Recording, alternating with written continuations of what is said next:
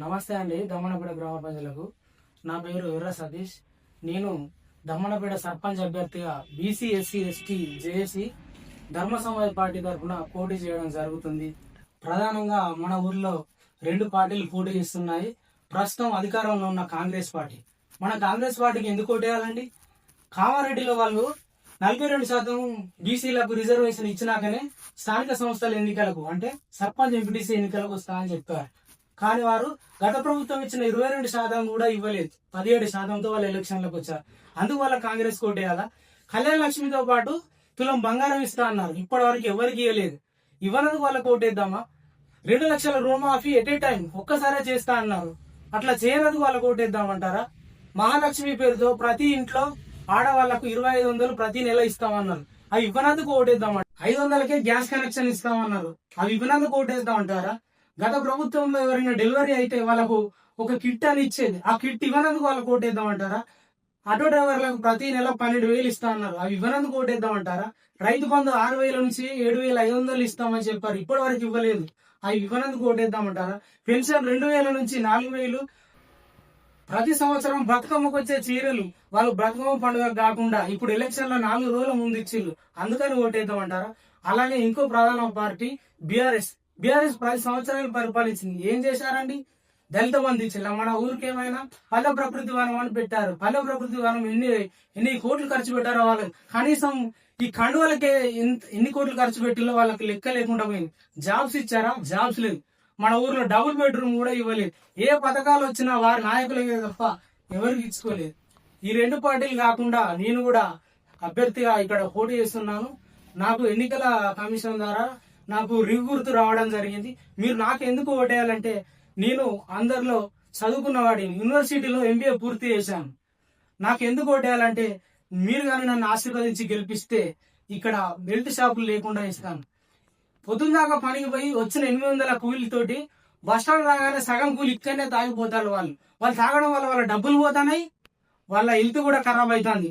ప్రతి నెల స్కూల్కి వెళ్ళి టీచర్లు వాళ్ళకు పాఠాలు ఎలా చెప్తున్నారు, మధ్యాహ్న భోజనం ఎలా పెడుతున్నారు అని నేను చూస్తాను.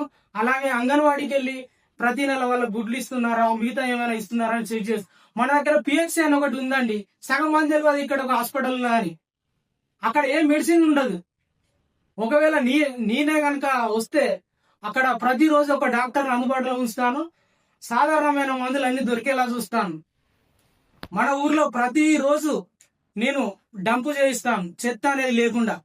గ్రామ పంచాయతీలో పనిచేసే కార్మికులారా, మీరు ఒకసారి గుంట పైన చేసుకొని చెప్పండి. మీకు వచ్చే సాలరీలు సరిపోతున్నాయా? ప్రతి నెల సాలరీలు వస్తున్నాయా? మీకు గౌరవవేతం ఇచ్చే బాధ్యత నాది. మన ఊర్లో ఎవరైనా చనిపోతే కనీసం వైకుంఠధామానికి వెళ్లే వెహికల్ కూడా లేదు. వర్ధనపేట కానీ ఇల్లందకు కానీ ఫోన్ చేస్తే వాళ్ళు వీలుంటే వస్తారు, లేకపోతే లేదు. అలాగే ఎవరైనా చనిపోయినప్పుడు తాళాలకు పోతే బొందల మీద బొందలు 10 మందిని అక్కడనే పూడ్చేయాల్సి వస్తుంది. ప్లేస్ లేదు.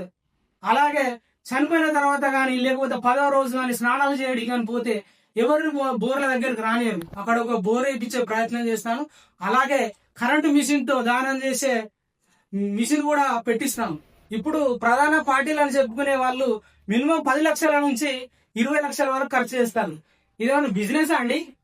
ఇప్పుడు ఖర్చు పెట్టిన తర్వాత లాభంతో తీసుకోవడానికి వారు ఎంత లాభం లేకపోతే వారు అన్ని లక్షలు ఖర్చు ఇప్పుడు పెట్టిందంటే తర్వాత వాళ్ళు రావడం కోసం చేస్తారు. నేను ఎందుకంటే నేను డబ్బులు పెట్టాను. నేను పెడతానంటే అది నేను లాభం కోసమే పెట్టిన అనబడుతుంది. కాబట్టి నేను పెట్టాను. ఆలోచించి ఓటేయండి. రాజన్న, అంజుబాబాయ్, అలాగే 2 ఇండిపెండెంట్ క్యాండిడేట్లు రవి, క్రాంతన్న. మనమందరం ఒకసారి మాట్లాడుకుందాం. ఎందుకన్నా వీళ్ళకి డబ్బులు పంచడం? మనం డబ్బులు పంచుతాం కాబట్టి వాళ్ళు తీసుకుంటారు. మనం ఎవరు ఇవ్వకుండా ఉందా?